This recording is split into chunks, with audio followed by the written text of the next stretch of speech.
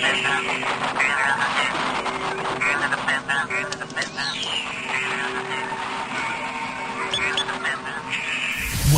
to 91 Reasons, a pop culture fueled rocket into the far reaches of nerd culture. Featuring your hosts, Jeff, Rachel, Luna, Austin, and Josie.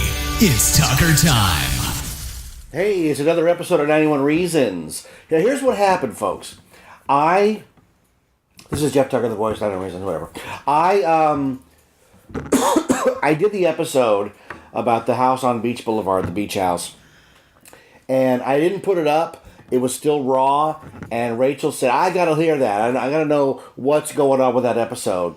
So that she wanted to do her rebuttal. Not a rebuttal, but like her addendum, right? You wanted to add to it. Your perspective.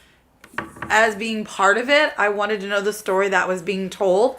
And I wanted my version of the story. Yeah, so we sat and we listened to it. Coughs and all, unedited and raw. And it was funny listening to it, right? It was more emotional to me than funny. Yeah. Well, I'm gonna have a different take than you. I'm never nervous to be on the podcast. I'm not a shy person at all. Okay. And I never have a problem. Whatever episode we're doing, I jump in. Everyone knows me. I put my 2 cents in, usually from the kitchen, but I put it in. But this is a very, sensitive subject. Why is that? Because it means so much to me. And you've had a podcast for how many years now? And we have not, broached this subject. We've not had the Beach House episode yet. What happened was... Every time you want to, I try to push you away from it. I don't know if you've noticed that, but... Oh, yeah, no, you've derailed every time I've tried to sit down and do that episode. Because there's no way that you could do it justice. And you did a really good job, and you kind of, for the person that don't know anything of the story, get suggest from an outsider's point of view. I told it pretty well. Right. Well, here's the thing. I told it, but I didn't break down crying or anything. No, you don't have to be emotional. There's thousands of stories in those 2 years. Oh yeah, no, but you have to layer upon decide. There's so many people that you didn't even mention. Right, but here's the thing. I told the first hour of it. And if there's more hours to it, we can add to it. But you got to start somewhere. I know. And I noticed. And I think that's why. I have noticed you've been putting that episode off and off and off and off. And I finally just said, somebody was, it was Aldo, who said, "Man, where's that episode? Because I mentioned it at the live episode 2 years ago." I know. But again, it's a multiple episode story. Oh, definitely. To do it justice. And I want it to have justice. Uh-huh. And my perfect world, it is a movie. And every single person that lived in that house would be sitting on this couch doing this interview as well. I feel like everybody needs to be part of this story. Some people have offered. Mary Beth offered to come over and do it. And it just never materialized. I never put it together to do the episode. Now that I've done the first one, having Mary Beth over... or Johnny Rockstar over, or, I didn't even mention Johnny. Johnny lived with Damani. Because the Damani part... Dandria. But the Damani part... girlfriend. The Damani part's more interesting than... Because the Johnny thing, I could have Johnny on the show and do a whole hour just talking about Johnny. That's what I'm saying. Each person has a story. Do you know that Andrea now works at the California Welcome Center? She works at our home. Yeah, that's she sets at the little table where people come in and ask to get brochures and find out all the fun things to do in Buena Park. And she lived there. And that's got to be so bizarre for her to sit there in our kitchen and give away brochures to Knott's Berry Farm. Eventually, we should just go and record an episode walking through the house. I wouldn't Good be luck talking. with that, right? I don't go in that house. Literally don't. But the second we pull on the property, I'm in tears. Driving down Beach Blvd, I glance. I go, there it is. Now but tell me. I don't look. Now tell me, after having described the chaos and the craziness, why don't get me wrong. This is not a fairy tale. Why does it have that response? When I was living it, I was like, what the heck am I doing? Well, let me ask you that. While you're living it, would you have ever said, boy, I can't wait to look back on these? These amazing memories. No. Start of the most amazing love story I ever had. You don't know when you're in it how important it's going to be till you're out of it. But the best thing is that house is an historical landmark now. And it's maybe not going it's anywhere. Too sensitive for me now, but in my little old lady age, you can roll me up in a wheelchair, and those same stories, our story, is going to be there. Yeah. It's never going to be bulldozed. Never going to go away. It's never going to go away. Our great-great-grandkids will be, that's the house that Grandma and Grandpa got married. That's where they started their story. So what did you think about me telling Tim, like, we're standing exactly where I got married? Well, that's exactly how I felt when we went back. Yeah. So, it's weird, right? Yeah, it's very weird. I mean... Okay, so take us to the beginning. The beginning... What's the first time you went over? You mentioned in your episode. Yes. I don't know why Laura picked me up. I don't remember details. My memory is very foggy. I remember pulling up to the house and being like, "This is where Jeff lives." Oh, it's new. He just moved here. They just bought it. Yeah. You know, so it's being remodeled. It doesn't look very good inside. Keep that in mind, and blah blah blah. It gives off a Munsters Addams Family vibe. It was the Munsters house. Do. Yeah. Yes. I mean, and the first thing I remember was they're upstairs. So we went upstairs, and you're playing frisbee in the hallway. Yeah, the most enormous hallway I've ever seen in my life. Did that impress you? Well, it didn't. Just the whole fact that your family was buying this house was like, what are they going to do? Because you didn't have all the tenants yet when I... No, we were still collecting our wacko brigade. So it was just very strange. I remember meeting your mom. She was still in the smaller bedroom downstairs, up in her bed. I don't think she left her bed the whole time I visited her that first night. She was a lot like Charlie's grandparents in the chocolate movie where they don't get out of bed. Because I've got video of her like, I'm in bed. Yeah, I know, Ma. You're barely out of bed. What? Jeff had the greatest mom. I have to go on record with that. I mean, she was in my life such a short period of just a few years, but she affected me more than probably anyone I've ever met in my life. Well, let me ask you this. Why do you think she liked you so much? There's an answer, an actual answer. Well, what's not... Oh, no, just kidding. I don't know. What do you mean? Because I made you happy. Because you made me happy. Because all the girls before you were terrible people. Right. Horrible, awful people. And she saw me go from one terrible person to the next. And finally... here's this nice one. It's enough that she overlooked all my flaws. She hated that you were from Riverside. She called me that girl from Riverside for like a year. Even after I moved in. Where's that girl from Riverside? Where's that Riverside girl? I didn't think I was ever going to have a name besides that girl from Riverside. But it's like you're Tuna. Hey, Tuna. Yeah, I was a girl from Riverside. I met her in Riverside. Oh, she's Riverside now. Yep. Riverside girl. Yeah. So you left your situation and moved in with Laura and Steve for like 2 weeks, right? Yeah. Yes, they got me out of a situation I was not happy in Riverside. It's not a secret that I was married before. Oh my God, what? Yeah, young in high school. Thankfully, not because I was pregnant. Never had any kids with the guy. I had lost my dad when I was 14, and it put me on a path of destruction. And I just ran away from home. I got into so much trouble with school and in general, and I needed someone to save me, someone to get me out of there. And Jay was a good guy, and he was a good friend. And different Jay than the one in the bicycle shorts. Yeah, way different. We should have never got married. We'd probably still be best friends today had we not got married. But he was my way out, and I loved him for that. And as a young 15-year-old girl, you look at that and go, oh, that's love. Like in love. And you think you're in love. And, you know, I defied my parents and ran away. And, you know, the police, my mom, they tried to get me back. But it's like, okay, do you want her to go to a delinquent home, or do you want to give permission for his parents to keep her? And my mom finally gave in. It was a battle. She just lost my dad, and she was struggling as it was. And it just seemed easier to keep the peace, I think, honestly. So I became an adult at 15, and I worked full time and had a husband, and it was a very interesting life for about 6 years until I found you. At 15, I was still playing with Transformers. Yeah, we lived a very different life. I don't blame my dad. You can't say, oh, my dad died and I messed up my life because of it. Because everything happens for a reason. And your mother taught me that. Your mother told me everything of your past, you can't deny it. You can't say, I wasn't married to that person. I didn't date that girl. You can't deny those things because they make you who you are and they led you to where you are now. Right. I would have never found you. I would have never found Laura and Steve. I would have never, none of this would have ever happened. Well, I was talking about on the other show that you were the aggressor. You were the one who said, I'm going to make this work. Yep. And what's important and interesting to say about that is that's what I needed at that point. Because after the terrible relationships I had, and let's be honest, they were silly high school relationships, but they were terrible. I was treated very terribly. You could tell, I wasn't going to pursue you. I wasn't going to try to make it work because I said I was married. She's married. It's not good. Why bother? Doesn't matter if she's interested in me. And also, I've been so backstabbed by women that she's probably no different. And why should I put the effort? I mean, I was at a really dark place. But I had just turned, I think, 20 when I met you. Mm-hmm. I had no success in romantic relationships of any kind.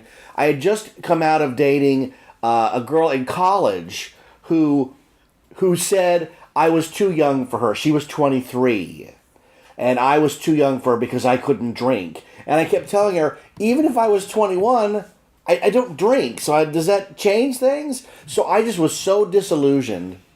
And thankfully, you came along. And I give credit to you and the circumstance. Because the circumstance said, we've got a room for you. And that's what happened. You left Laura and Steve's house and moved in with Tiffany down the hallway.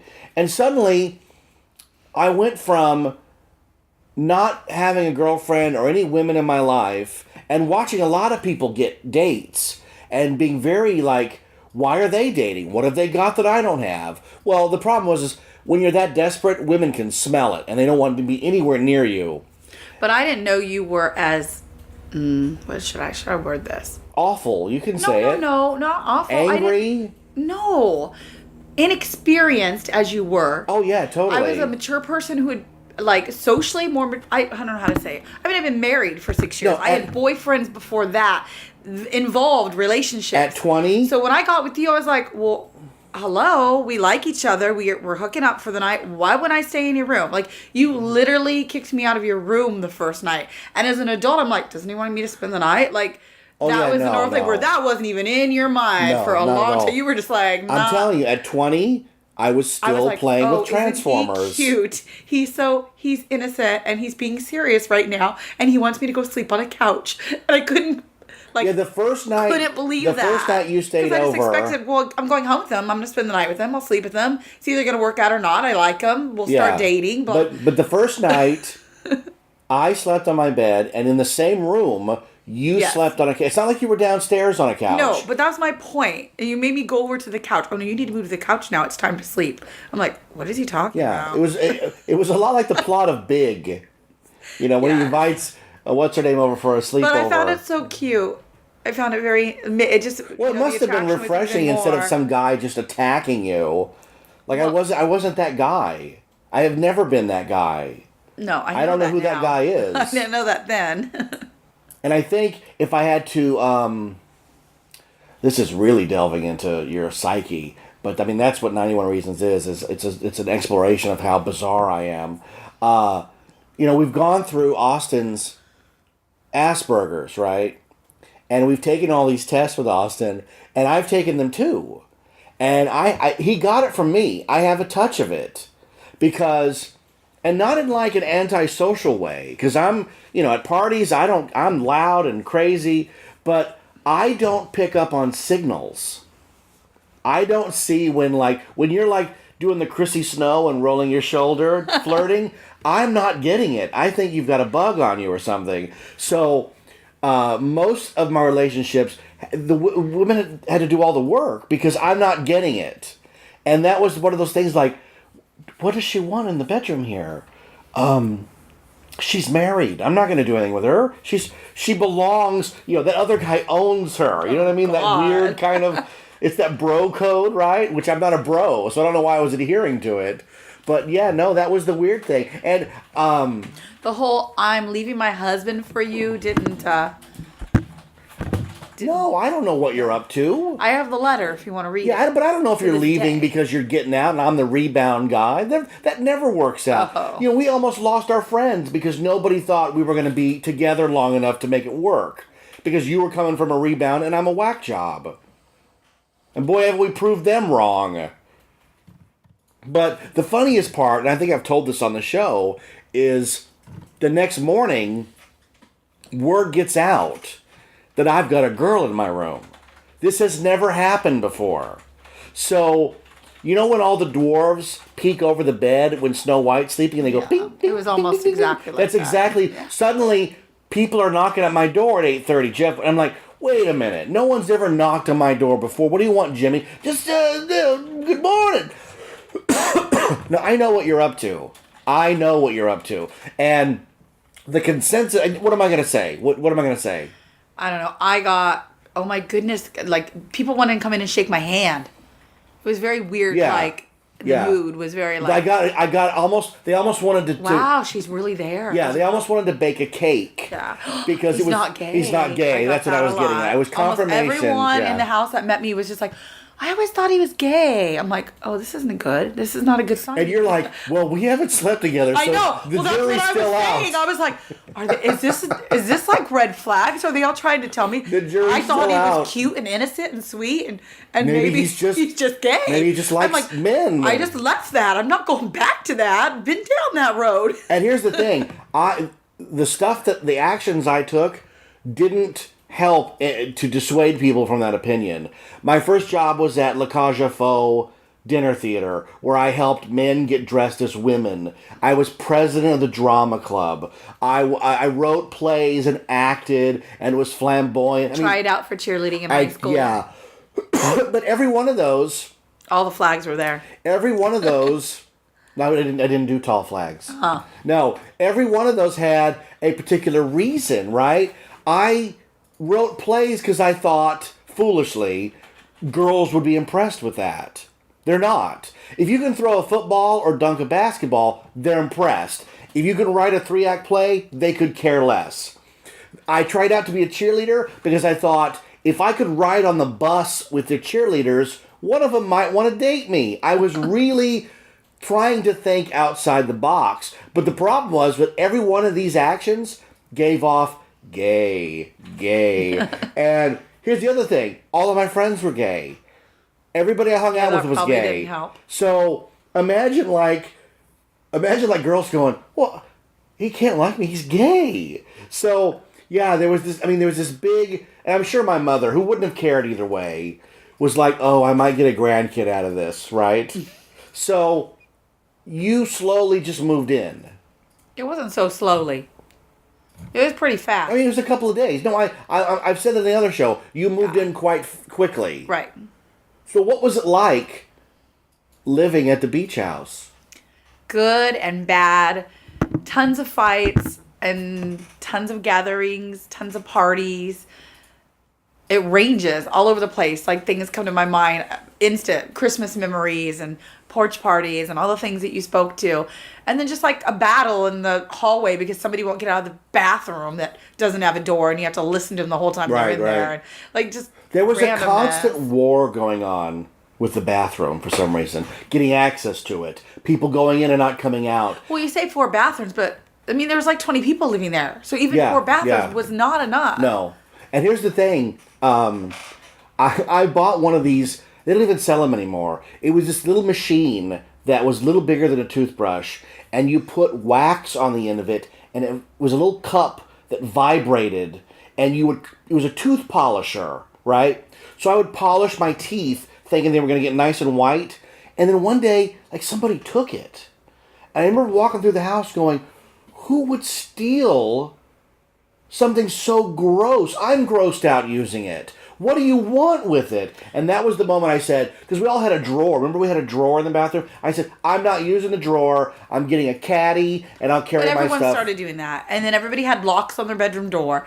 I mean, it was very like, you had to keep everything locked up. Well, yeah, because people were thieves. You had a wardrobe, and you'd open it up, and it would have like bread, tortilla chips, Dr. Pepper. Yeah. Like the same 3 items you would keep stored there. It was all I ever ate. Well, the kitchen was far away, so I bought a little mini fridge, and I could make cold sandwiches. Yeah. Things I never ate my entire life until I moved in with you. I'd never had a roast beef sandwich. You were a vegetarian when you moved in. Yes. You were going to save the animals. Yeah, meat is murder. And what happened? I love meat. I'm sorry, animals. Well, what particular meat? This is the joke. What particular meat? How long were you a vegetarian? I was out partying with Tiffany. How long were you a vegetarian? About 18 months. 18 months. Mm-hmm. And then what? Ended it. And we had a craving, and it was late at night, and the only thing open was Jack in the Box. And I don't even think they are meat, so I probably didn't even cheat that first time. No, you got a cardboard. But I had the tacos at Jack in the Box. 2 tacos for $1. I just, she talked me into it. And then I just never looked back after that. And but you kept giving me trouble anyways. The very first thing you said to me, I don't even know if you remember this, on one of our first dates out, is, I don't know if I can date a girl that doesn't eat steak. That's what you told me. I believe that. I'd say that now. You're like, I don't know if I can date a girl that doesn't eat steak. And I was like, oh my God. Every seriously time, has a problem with me not eating meat. Every time you ask me what I want for dinner, what do I say? Steak. Of course. That's what I grew up on. But I also never drank soda. I didn't even know what it tasted like. I didn't have it as a kid very often. And now you're addicted. Now you've given it up for like 15 years, and I've drank it my whole life since getting with you. I had to give it up. It was gonna kill me. Yeah, me too. See what you've done to me? Well, you just quit. I would never, ever eat salsa. I can't live without it now. But I gave you things too. You didn't eat onions, and they go on everything I eat my entire life. Well, it was either deal with the smell or join the club. Exactly. So you're stuck. Oh. But yeah, so we kept our stuff in our rooms. It was a very bizarre, probably the closest to like a dorm college lifestyle, but not a hip dorm, more like a dorm in the 70s where all the hippies went that were rebelling life, like a circus, and had nowhere to go because their parents wouldn't keep them anymore. And you never knew it was on a daily it was Island of the Misfit basis Toys. Who would show up at the door, because mom would not say no to anybody. No, anybody at either place. They could be a druggie, they could be a single mom, they could be a serial killer, because I'm kind of thinking Keith was. And questions. She would not say no. She'd be like, of course I have room. If I had to put you in the closet down the hall, under the stairs, we're going to find you a spot. Yeah. And you met so many interesting people. If it's not a movie, it is a really big book. Because each person is a chapter. Each person has a story. I think it would be so fun to find those people, the ones that are still living. And so let's talk about specific events, which are funny. Okay. Thanksgiving 1995. I know where you're going. Go ahead. OJ. Yes. So, most young people have no idea, but O.J. Simpson, for a while, was the most famous criminal on the planet.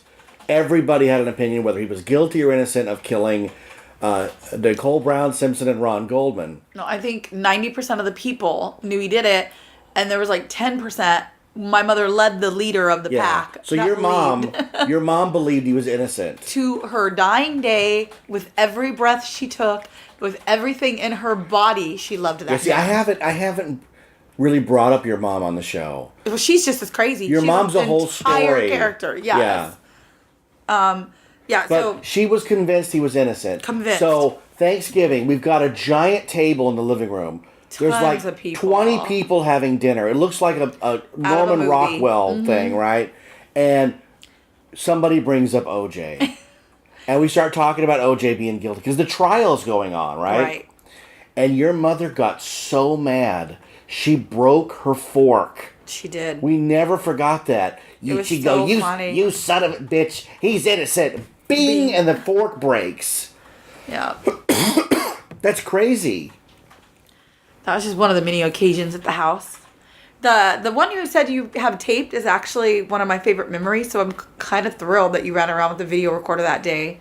And it's a really good way to see some of the people that live there and get an idea of what life was like at the beach house. That's 4th of July... 93? I think it's 93. Yeah. Because my brother was I'm not here. at Knott's. My brother flew out, so you got to meet my brother with his machete and his hillbilly ways. He fit right in at the house. Oh, yeah. No, he was welcome with open arms. One of us. It was just fun. It was a lot of fun. Do you remember the time Beach Blvd flooded? Oh, my God. I was working at Movieland Wax Museum, and we were all concerned. I called home. I'm like... They're saying that the street is gone and that I literally might not be able to walk home. And it was. It was really gone. And it was about like a 20-minute walk. I was young and in love, and I'm like, I'm not staying. I'm going home to my man. I got to get home. So I literally went upstream, against crazy current. It was a street that you couldn't even see that there was a street there, and found our house on Beach Blvd. And I lost my shoe, my new shoes. I was so upset. One of the shoes got taken and one of the currents grabbed it off my foot. And our house, when you drive by, if you go look at the beach house, you'll see it has a porch and it's up a ways. I don't know how, like maybe 2 feet high or 3 feet high. No, it's higher than that. Is it? Yeah. Is it higher than that? There's steps leading up to it. I just know you guys were all on the patio and the water was still there on that porch, but not heavy. It wasn't going in the house yet. But I remember seeing the house because it's so humongous. And I could see it down the road. And I just kept telling myself, you can make it. Like, seriously, old school, crazy woman going through water. Like, I'll never go hungry again. I've got to get home. I was frozen to the bone and I made it home. I was not staying at work any longer than I had to. That was we saw crazy weather. Buena Park doesn't have crazy weather. And the years we lived there, I bet was like some of the biggest records. It hailed. We have pictures of us in the snow. Yeah, it was completely white. Beach Blvd was white. And I have pictures of all of us. We went like outside to stand and watch it. We had to see it. It was unlike anything we'd ever experienced. Yeah. We also all went outside at like 3 a.m. to watch them move the Whitaker James house, which is another historical house that is now located right next to ours. They put all the historical houses together, which is awesome now. But when they went to move it, they literally took the house in 2 parts and put it on a truck and closed off Beach Blvd and brought it to us. We all went out and watched it. We all went outside. We're like, there's a giant house coming towards our house. It was so cool. There's so many little memories. Of course, us getting married. We had a 50s wedding. It was a beautiful wedding. Oh. What about the pirate engagement party? Explain what that is. That was your 21st birthday. And I thought you were just throwing a really big birthday party. People do that on special numbers, and this is a special number. And you and your mom started planning it. And I'm your girlfriend, so I wanted to be part of the planning. And I was trying to bond with your mom still, because I was still that girl from Riverside at that point. Rachel, you're not part of the party planning committee. I was trying really hard, and your mom was not having it. She didn't even let me see the invites before they got sent out. And I was like, what the heck, woman? And she was like, I saw the list, and you were inviting, like, your kindergarten teacher, like, pretty much anyone you've ever known your entire life to this birthday party, and I just didn't get it. I was just like, why? What is the big deal? And I guess I was just getting kind of upset because I was being left out of it anyways. I wasn't feeling like that special attention. The party night comes. It's a pirate-themed party. Themed. We were all done up. The place was done up. And your mom went all there's out. A giant cake with a treasure map on it and a little treasure chest.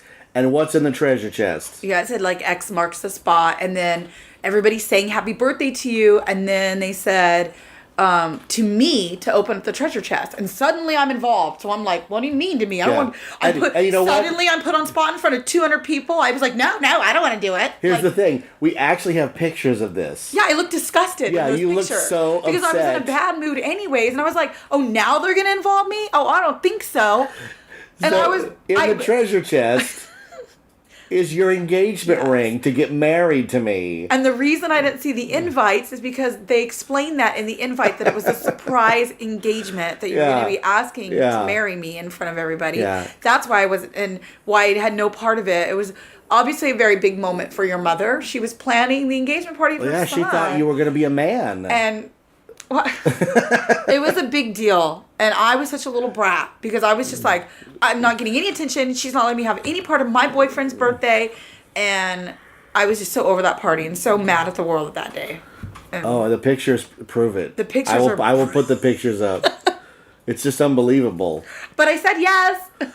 I hope so. And the rest of the party was amazing. Should have did the cake earlier on. We had crazy times there. I mentioned the Halloween party in the last episode. What I didn't mention was you getting drunk and beating people up. I was only beating up one person who now is one of my best friends, and she knows who she is. I'm not going to give names. I'm sure she knows. I was jealous of her. She was involved in your theater world. She was older, more mature. She had that sexy vibe going on. Not like pretty or sweet, but like naughty. And guys like that. And I was just like, oh, you are not coming in my home and flirting with my man. And the funny thing is, years later, we found out there was drama going on with her and another man at this party. Yeah. The entire it wasn't time even me. that she was after so bad and was starting drama with someone else. And I was making trouble where the trouble wasn't even at. But you excel at that. I don't know. There was many a party. Was that the same party that your drama teacher asked why I was crawling on the floor? No, that like was that was the rap party for the improv show. So that wasn't at our house? That was at our house. Because I remember someone putting me in a bathtub and calling Laura over. Kevin Hoggard to come cool me off. Saw you. You were drinking hard liquor and beer, which anytime you do that, you are gone. But I like both, and I can't decide. Right. So you were crawling on the floor, and Kevin, it's funny, he didn't approve of my relationship. Nobody in that improv liked me. He says to me, "Did she learn that in the Army?" They called me a rat in one of your play programs. Yes. When will the rat move out or something about you about your girlfriend? I was just like, well, here's the thing, and maybe I'm just insinuating or extrapolating here, but I think the improv people and a lot of the people I associated with were happier when I was miserable. Oh, I thought you were gonna say we're happier when they thought I was gay. Well, no, I don't know because my inner circle, there was no question that I was straight. I was not shy about it. I wasn't gonna tell my mother, "Hey, that girl's got a great ass." I'm not doing that. But as far as the comedy goes and performing, I was lean and I was angry, and that's where all of the funny comes from. And I think they were like, if Jeff gets happy, this whole thing will end. No, here's what happened. Think they thought here's you what happened. Grow up. Jeff got happy, and he finally saw what those people were doing to me. So I was like, I got to get out of this. This is terrible for me. That you are more talented and bigger and better things around the corner, and you can't stay in college and do plays forever. Yeah, no, I got that. I don't think you got that. No, I did. I was there to tell you to get that. Well, maybe. No, I don't totally. know. I completely think that. Oh, she's going to make him grow up and get married and have kids and find other things in life. Well, I'm so sorry, but that's called life. And that is exactly what I did. And exactly what happened. Yeah, I talked on an episode with Jeff Whiteman, who's one of my best friends and the only one in the improv that ever liked me. Yeah, and the improv group was supposed to be this big thing. And it just, again, like most things, like Berg, it just ends in a whimper. One day you're doing it, and the next day you're like, I'm not doing that anymore. There's no big fight. There's no big movie moment. It's just, I think I'm being used, and I don't want to do it anymore. Well, from an outsider's view, I picked up rather quickly that you were far more talented than half the people in it. I'm sorry, but that's the truth. And you were given no credit. No credit was given to you. And when you love someone and you see that being done, it makes you angry. Yes, it makes you not like those people. What am I supposed to say? You were better than that. Credit is one of those weird things. It has to be given to you. You can't. But this is a battle we'll never end, because in our lives today, I still, even with your job now, you don't take enough credit, and it's a battle that's never going to go away. I like doing good work, and it's all good. But the difference is you love Knott's, and Knott's is good to you. Yeah.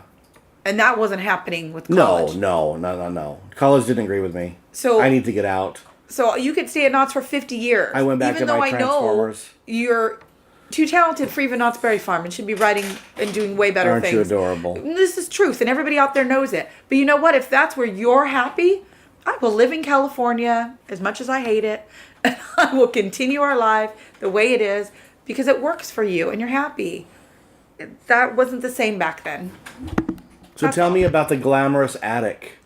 Okay, moving on. Glamorous Attic. I have always wanted to do a shop, a store, sell stuff. That's just my thing. I'm a salesperson. It's in my blood. So we actually opened an antique store first. Stage Stop Antiques. We have stuff on consignment. We have stuff on consignment. You know where I'm going with this? What do you mean? My mother had a best friend. Janet. JB. Janet Bagsby. JB. Yeah. Oh, God, I'm doing Berg. Yeah. Stop me. So what happened was people would put tags on the items so that we know who to give credit when it got sold. Right, because we did old school. We wrote up a receipt with the initial JB, $2.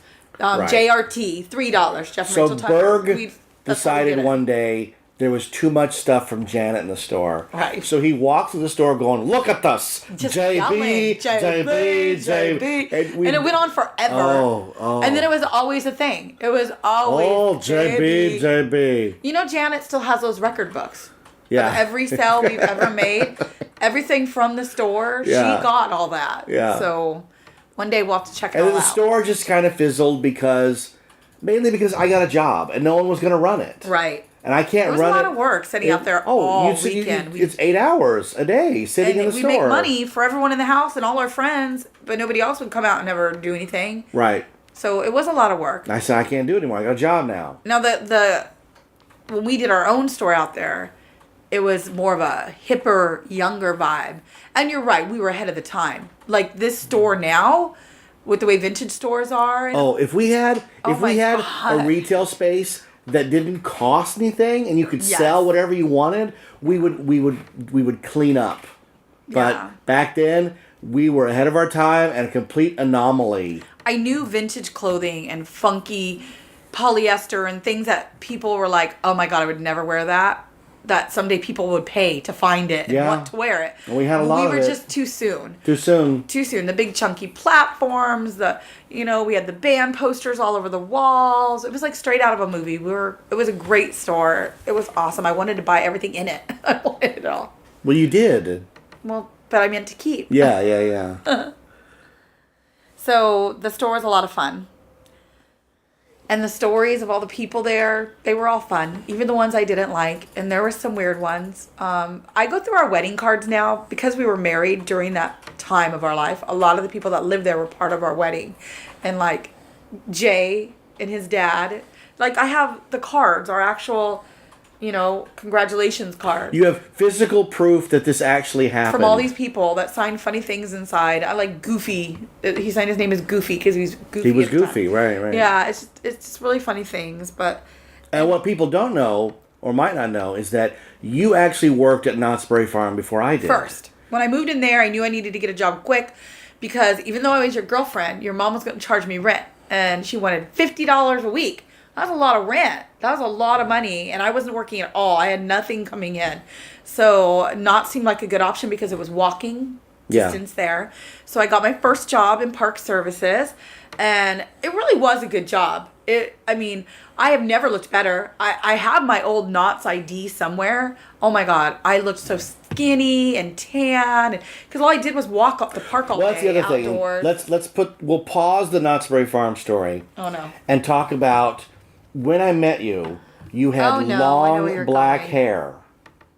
My first husband liked black hair. Had I known it was going to continue with you, I would have quickly dyed my hair before I met you. Because I don't know why guys like me with black hair, but... As our relationship grew, your hair got shorter and shorter. Because he didn't like short hair, and I was never allowed to have it. He was no way going to let me have one day I come hair. home, and now it's shoulder length.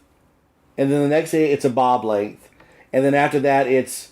really short. I always wanted to work that little ska punk hairdo, the little short pixie, the bleached white with the bangs in the front. Yeah, and then one day I came home and it wasn't even black anymore; it was blonde. Yes, that was the platinum blonde. That was the day. And I have proof of that too. You took me to get a Disneyland pass that same week. It was our first ever annual pass to Disneyland. Yeah.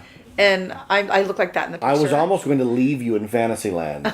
You got over it by then. Leave you. He got so mad. He didn't go to the bar like a normal guy when we got in a big old fight. No. I had to find him at Toys R Us. I had to go looking at the Toys R Us's because I knew I'd find him at a Toys R Us. I am not to get home. I'm like, he's at a Toys R Us. I just know it.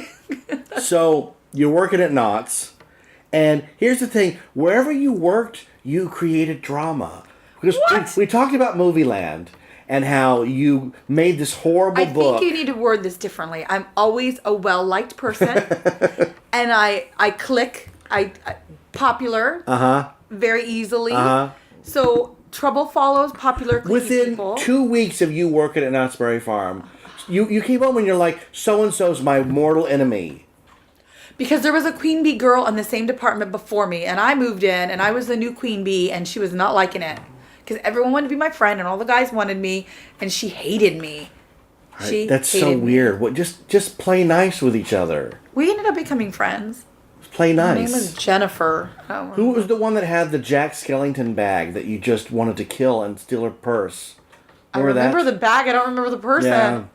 I had a lot of stalkers at Knott's, which I get now because I know how many locals Knott's gets and what they're like. Isn't that funny? Now you're one of them. Yeah, but back in the day, oh my God, that local pass people, they would just follow you around and try to be your friend. And so we came in the park one day, and we were with Dawn Berg's grandson, who was about 10. Jonathan looks at you. We find you at Camp Snoopy, and what did he say to you? Can we just set up the scene first? Oh, please. It was a beautiful summer day. You guys were off to do something really fun. You come down because I'm cleaning outside or something. You guys can see me. And just to rub it that you're off to go do something fun. And I was just not happy, and I just wanted to go with you guys. So let's put that into perspective before... He goes, is that all you do here? You're the trash lady? That was just my excuse. I was like, yes, I quit. On the spot. And I was just like, no, I am not a trash lady. I am better than that. And I quit. And then I went to do the fun thing with you. And then you got a job at Movie Land, and you can piece that together. I was there for like a year and a half, too. I was there a long time at Movie Land. Movie Land. Yeah. Yeah. I liked it, too. Movie Land was more high school than even Knott's because it was a smaller business. And everybody was I'm one of those weird guys that just does their job. Not me. I need to be in the in-group, and I need to be the leader of the in-group. I've never wanted to be part of any group that would have someone like me in it. Well, that's just me. I'm a social butterfly. And so, yeah. Movie Land was going great until... Talk about the end times at the beach house. Oh. Because we've talked about the good times, we've talked about the bad times, and then eventually it has to come to an end. You know what? You would think the way I talk about this place, how hard it is to go back and how much I loved it, that leaving it was a hard time for me. But I don't have those memories. It wasn't a hard time for me. I just found out I was pregnant. We were getting ready to Berg. We were moving on to live with just our moms and not 80,000 people. Yeah. In a really nice house in Fullerton with a pool. It was like a good... No, it's important to state that the summer of 1996 was fantastic. Awesome, except for morning sickness. Fantastic. I was a cowboy on the streets of Knott's Berry Farm. We were living in a house with a pool. All summer. We had MTV on all day. We watched Jenny McCarthy on Singled Out with Chris Hardwick. Oh my God, we were obsessed with that show. And life was really good up until Christmas. Until your mom got sick. It all fell apart, yeah. I think it was Thanksgiving-ish, right? Yeah, she went in around Thanksgiving. Yeah, because we had the baby shower. Yeah. Now that I look back, I don't know why we had the baby shower so early. We didn't have Luke till the end of January, and we had a November baby shower. But I'm grateful that we did because I probably wouldn't have had a baby shower after. No, you wouldn't have had it. It was Right. life was crazy. You know, but your mom was so... I mean, it was the week of her surgery. She was going into surgery. Yeah. And she's like, no, have the baby shower. I'll be out and recovered. I get out the next day. I'll have like a day to recover, and then we have the baby shower. She was supposed to be back it didn't happen for the that baby way. shower. Didn't work out. No, it didn't work out. But we didn't cancel the baby shower because we didn't really understand the severity of what was going on with her. Right, no, nobody After the did. surgery. It Well, was the doctors... only like 2 days later. We've talked about it. The doctors weren't very clear. Yeah. And she was going to have to stay longer. And she was probably going to miss the baby shower. But she was like, don't you dare cancel it. And everybody was like, don't you dare cancel it. Yeah. Mom wouldn't want you to cancel it. Yeah. You have to not cancel it. So we went through with it. And then it just progressed after that. And I think, after all that's been said and done, part of the reason she died was losing the circus. Oh, yeah, I'm pretty sure. She thrived on it. Yep. There could be... It's like the grandma at the end of Parenthood. Too, though. Total chaos. And my mother was happy in it. I'm always like... Everyone's like, how do you live the life you guys live with conventions and theme parks and going out with friends? You do something every weekend. And I'm just like, oh, I'll rest when I die. And I'm like... I always tell everybody... I'm one of those people. I'm like that. I need that. Well, parties and events. What did David Cassidy say? What was his last words? I just know that the time I finally slow down would be the day I would die, so I don't slow down. David Cassidy just died. Yes. The last words to his daughter? So much wasted time. Yeah, well, I won't be able to say that. Don't that say it all. I won't be able to say that. I don't waste my time. No. I get antsy if I sit on the couch too long. That's what I'm saying. I have to be up. I have to be doing things. One thing when I go that people are going to say is, my God, I'm so glad she's finally resting. Like, I'm serious. I guarantee everyone's going to stand up and say that. Wait, she's taking a break. She's not cleaning or planning a party or at an event or a convention or doing something for her kids. She doesn't know how to stop, because that's me in a nutshell. So, I don't know. I like being busy like that. I wouldn't know any other. And how many times did we go to Sizzler? Your mom liked Sizzler, but you know what? I love that Malibu chicken, so I didn't mind. I've never been a fan of the place. I think it's overpriced and the food doesn't taste they very had good toast, and they had that Malibu chicken where they melt the cheese and the ham on the chicken. We went there, I want to say... good. We tried. Maybe 7 or 8 years ago. Yeah. And we walked in and it was so expensive for what it was. I was like, I guess we're not eating here anymore. I'd rather go to Outback Steakhouse or Black Angus or something, or Crescent Pits and get a steak. Okay, so the people. I know there's so many that you forgot in your episode. Just extensions. Like, yes, you talked about Daniel. Mm-hmm. And then Daniel had a girlfriend move in eventually. Yeah, Daniel had Andrea. Daniel had 2 girlfriends, which bugged me to no end because he could get girls and I couldn't get. I was so jealous. Daniel was a good-looking guy. He had a girl. He was just goofier than crap. He had a girl named Jennifer. Yes. That we called Jennifer Slurpee because she had something wrong with her lips. She was a very pretty girl. Oh no, she was very pretty. But she would talk and she'd go, "Well, Daniel and I are going to go to McDonald's." And then she'd go, and then we went. Yeah. It drove you insane. Yeah. I just wanted to wipe her mouth. And then Daniel dated Andrea. To which we called them we called them Dandria because they had a celebrity couple name. Which she's not going to want to hear us say that. No. She don't want any connection to them anymore. But they were Dandria. And who else am I not? I know there's so many people you said, that were not. You corrected me and said Maribeth lived across the way from me before she moved back. Maribeth was next to the bathroom, directly across from your room.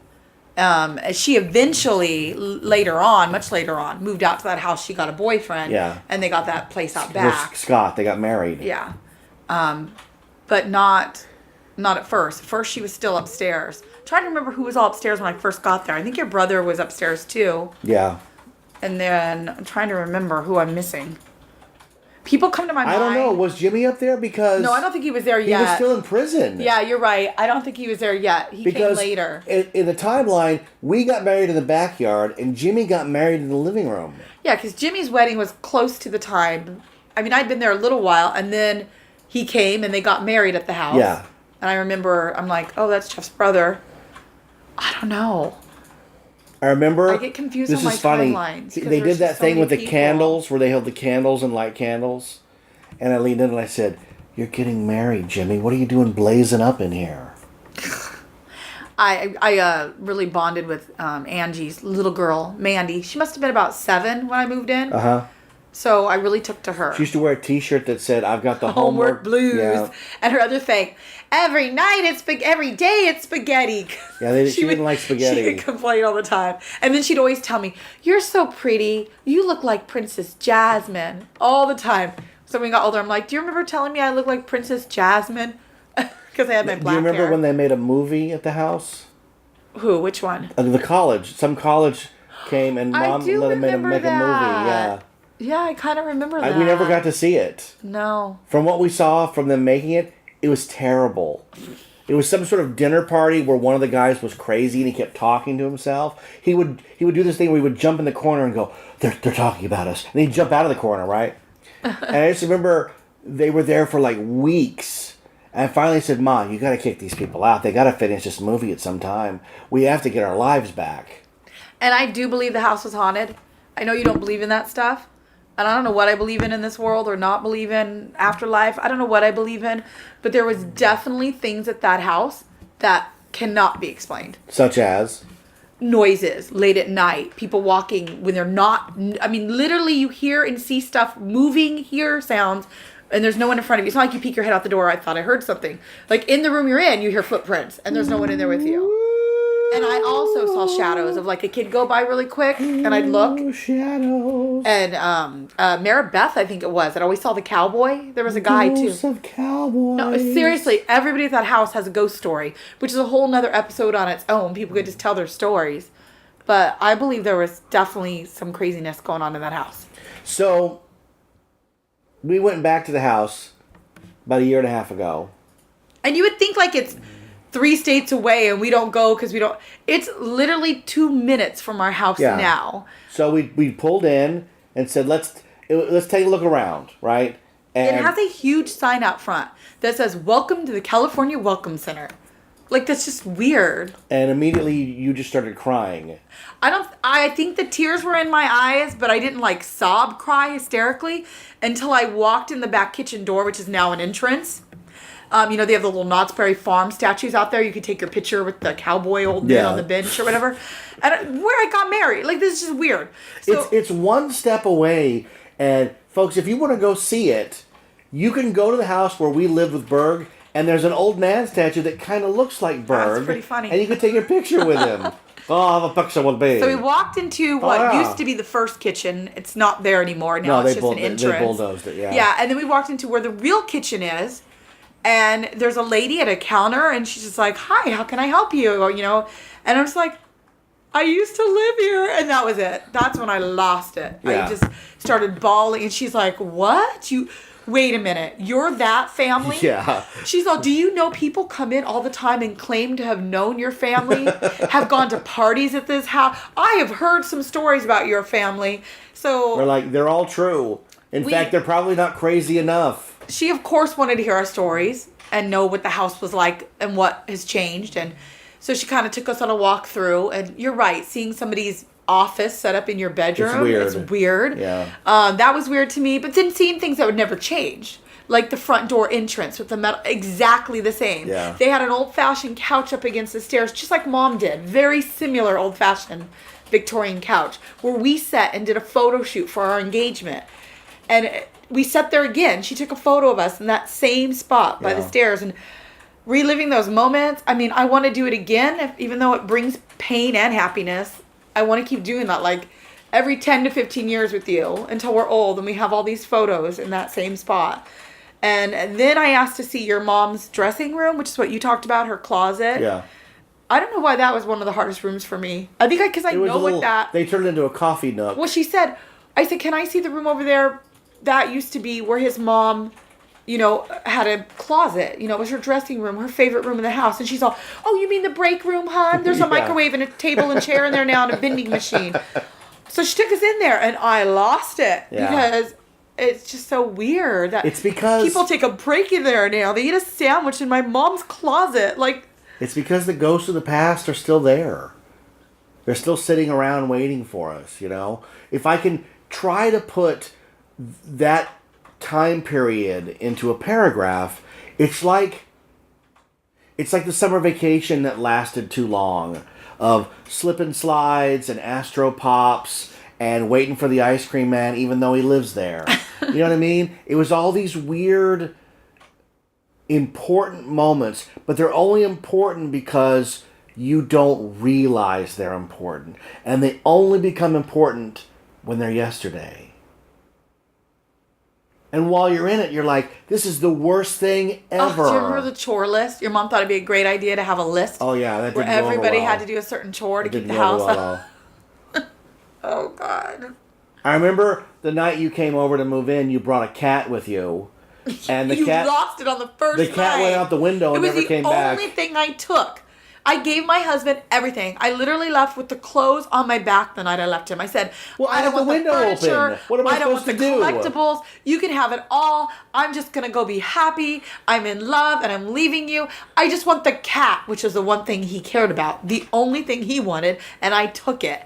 And then I lost it on the first night. Why are you women like that? I don't know. I felt so bad because I really didn't give a shit about the cat. I felt bad too because the cat went out the window. But see, your cat goes out the window while my cat comes in the window. You're like, mine comes in and out. I just leave it open and it goes in. I'm like, okay. It didn't quite work. That never came back. Your cat was and then, of course, my ex-husband comes over to try to finalize paperwork. He kept coming by. He kept thinking I was going to come back to him, I think, until your brother chased him off the last time. But he's like, can I just see the cat? I just want to visit the cat. And I'm just like, you know, this is 3 months later. I'm like, oh, yeah, I kind of lost the cat on the first night. I was so mean. That's terrible. I know. I didn't lose it on purpose. That poor cat. The cat didn't want to be there. It was probably all the crazy people. Keith probably said 2 questions. The cat ran off. Yes. That's it. It's gone. Goofy came down the hallway or something, you know? There was many reasons to run from that house. So I'm going to close it off with one of my favorite stories from the house. Okay. So when you came to move in, you didn't bring anything except you brought some debt with you. Right? Oh, yeah, I had some credit card debt. So the phone starts ringing, and it's a guy named Mr. Ozen. I remember that collector. From JCPenney's. Oh my gosh. So you've run up this big JCPenney bill, and this guy, Mr. Ozen, calls, and this is the time where you have an answering machine next to the phone, right? No cell phones. So, click, Rachel, it's Mr. Ozen. When are you going to call? Jesus doesn't like that you're not paying this bill, Rachel. I remember that. And you'd go, stop calling me. And he'd go, I'm going to call you every day. Rachel, this is Mr. Ozen. So we finally had to call a friend of mine, Greg, who was a bill collector. And Greg said, oh, well, let me find out who this guy is. And, within an hour, Greg's got the guy's home address and everything else. And he calls him and he goes, you got to stop calling the Tuckers, man. They're not interested in paying this bill. And I think it was like, no joke, it was like $80, right? Yeah. And he's going, you're going to burn in hell, Rachel. This is Mr. Ozen. I wish I had those tapes. Do you remember someone that kept calling our house pretending to be Chewbacca? Yeah, so what happened? Yeah, what happened was the Knott's employee newsletter, you could put an ad in. So I said, hey, I collect Star Wars. That's right. I was looking to buy people's Star Wars collections. Because at this point in time, they were dirt cheap. Right. And I just wanted to buy it all. Well, this guy he obviously worked in maintenance or night services. So he would call at 4 a.m. and he'd go, and here's the thing. I have those tapes still. No, you don't. I do. He'd go, hey, is this where you call about Star Wars? Yes. This is Chewbacca. Rawr, rawr. I want to talk about Star Wars. And he would hang up. And he called 3 or 4 times in a row. I actually, if we ever find a micro cassette player, I have that guy talking about being Chewbacca. That's funny. Oh, it's the greatest ever. Good story. It was never a dull moment living on Beach Boulevard in the midst of all the traffic. Let's go book a party there. I thought about, we're coming upon our 25th wedding anniversary, and only like a year and a half. And these things take time to plan, so it's got to get started if we were going to do it. But I thought about renewing our vows. 25 years later, it's a perfect place to do it. So many of our friends now were not around for the wedding. No. And how much more special for the ones that were. And we could bring back everyone that lived at the beach house that's still alive and just have a big old party there. I think with our history of that home, that we could probably sweet talk them into doing it. But then I think of how, even though it's so much happiness, it's still so much pain. Like, I can't even go to that house. You want me to have a party there? I would rather not go back to the old house. No, it's that weird thing I talked about on the previous episode.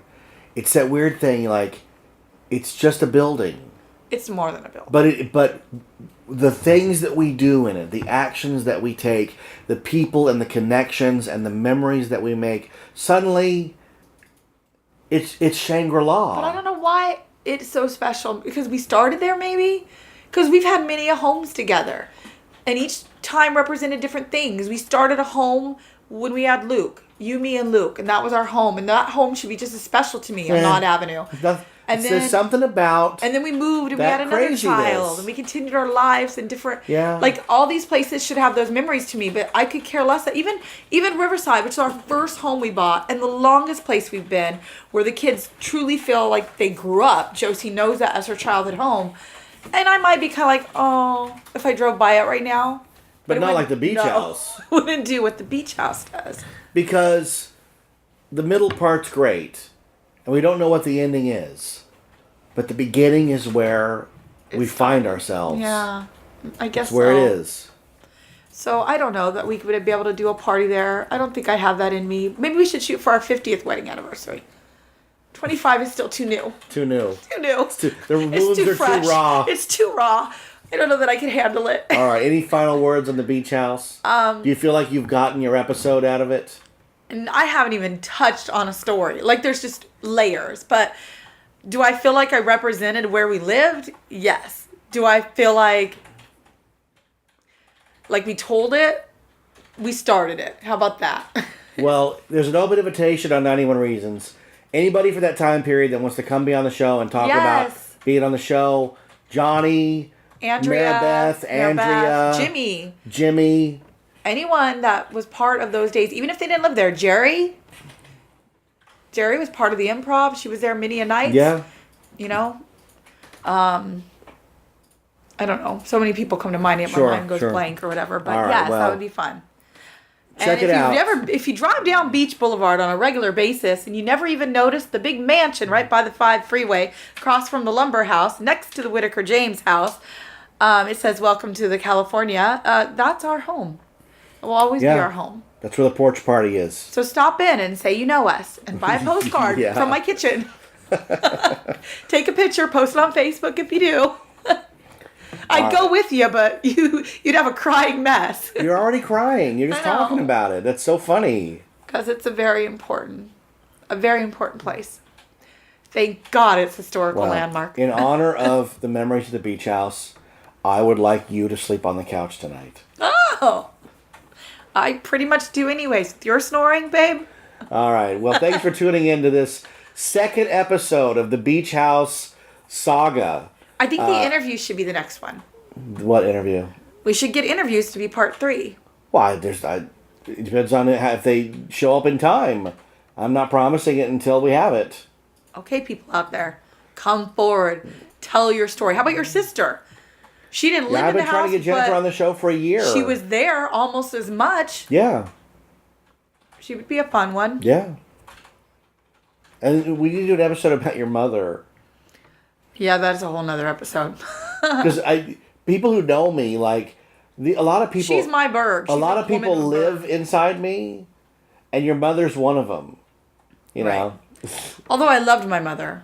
I love my mother very much, but she was quite a character. She was a cantankerous battle axe. She reminds me of the old lady in that comic strip that they always put on greeting cards that complains about everything. Oh, the shoebox lady? Yeah. I always miss my mom when I see one of those cards. Wow. But I mean that in the most endearing way. Yeah, so I don't want to get into that now, but we'll get into your mom at some point. Because, I mean, they know my mom. Jeffrey, bring me some iced tea. They know Berg. So they got to get you asshole in there somewhere. Yeah, your mother. Oh, boy. Oh, boy. All right, well, I am the voice of 91 Reasons. This is my lovely wife, Rachel. Hi. Who should have been in bed an hour ago. I know, I'm going to be so tired but had to do this episode because we listened to the other one, and it was fresh in my mind, and thinking about it, talking about it, made me want to talk about it too. All those people, all those lives, where are they now? All right, thanks for tuning in, folks. This show is called what, Rachel? 91 Reasons. Thanks for listening. By Graham Thar's Hammer. We'll be back with another episode. Live long and prosper. May the force be with you. So say we all. Hey, hey, hey. All right, so we're here at the Stage Stop Hotel, 6601 Beach Boulevard. We actually used 6603, which is that building there when we lived here, because the mail was all delivered to that. That's where the antique store was. So, yeah, over there. So we're at the back entrance, which is the California Welcome Center. You can find the house now on Yelp. Dedicated as a community landmark, June 17th, 2000. And then it was opened, about 5 years ago? They opened it up as a tourist destination. It's very pretty. Yeah, this is where... This is the kitchen. Was the kitchen. The first of two. The house had 2 kitchens. This was the second one, honey. Yeah. Oh, I mean if you're entering the house from back behind. Yeah. So, Rachel and I got married here. Here, take a picture of myself. It's pretty weird. Think the city's going to come and throw us out of here. Maribeth's bedroom. There's a camera up there watching us. That was the door. What do we call it? Glamorous attic or something? At the end, What's the name? It was Stage Stop Antiques when we opened it. And there was a pretty gazebo. I used to come right I used to come right out on the roof there and hang out through the window. Oh, yeah. The cats would go in and out the window all the time, too. Yeah. It's really weird. Seemed bigger when I first moved in. The spot where we got married is about right over here. So we had an aisle painted. Yeah. Where was it about? It's about right here. About right here, because we were to the right of this house. Yeah. We said our vows. Yeah, so right here. I think we were right about here. So. The day I told you that I would be your wife forever. Yes. Isn't that great? And I still mean it. So there's no place more appropriate than to put your ring back on your finger. What's happening? There's some plans going on here.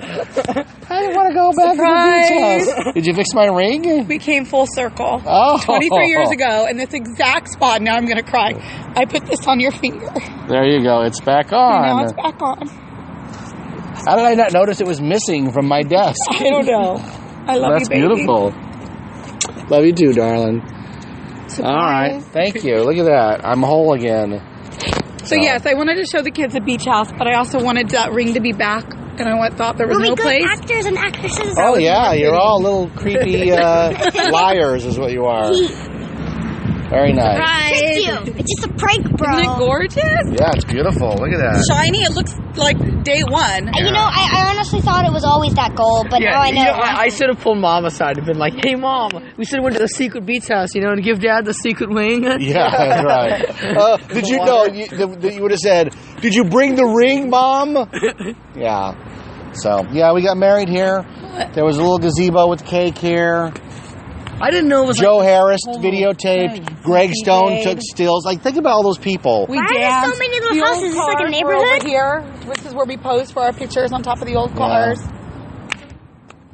It's really weird. What's that other house for? Let's walk around in the front. That's the Whitaker James house. We stood at 3 All right, so we're going to walk around the front here. watch them move that house down the middle of Beach Boulevard to this spot because they wanted the store open. We're walking now down the driveway. It was never here before we were here. So this was the antique store Nice here. to see, huh? Oh yeah, right here, right on this exact spot, folks. This spot right here is where I told Don, hey, I just want to give you a warning. The street sweeping is going to be here in the morning. Don't you warn me. I don't know, you don't understand. I'm not like warning you. It's just like a verbal, like, hey, no, you're warning me. I'm not going to have it. Right there. There was a door there and everything. We watched the traffic. You could hear the traffic very loud right now. Oh, yeah, it's Beach Boulevard, man. And we had this giant porch, and we would sit up there, and we'd honk, and we'd yell at the cars, porch party! And people would honk back, and we were that family. We In were fact, known as that family. 1993, I spent Halloween here. The last Halloween I spent at home before I started working at Knott's. So, it's really weird to be back. See my bedroom? Original door. Do you know how many times I've opened that door? Yeah, entrance around back. Do you know how many times when we made the video, we made Yeah, our that's- music yeah. videos, and we went in there like over and over? Here, we should all take our picture with this sign, Rachel. Yes, total selfie. Everyone get in. All right. Okay. I'm going to take a picture here. Get behind it. You're small, so you don't block much of it. Austin, you think I have it all. With your pictures. You have to be We're trying to take a picture here, folks. Bear with us. Here we go. Mom, but I'm not tall enough. You just reach up onto the picture. Ready? Take the... Okay. There you go. All right. So there we go. So is there really a cafe in your house now? They don't have a cafe you can go eat at? Yeah, it's in stores. That was another We one. It was always there. had a There's big never barbecue here, 1993. We had many parties here. A lot of good times. All right, I'm going to sign off on this. Bye-bye.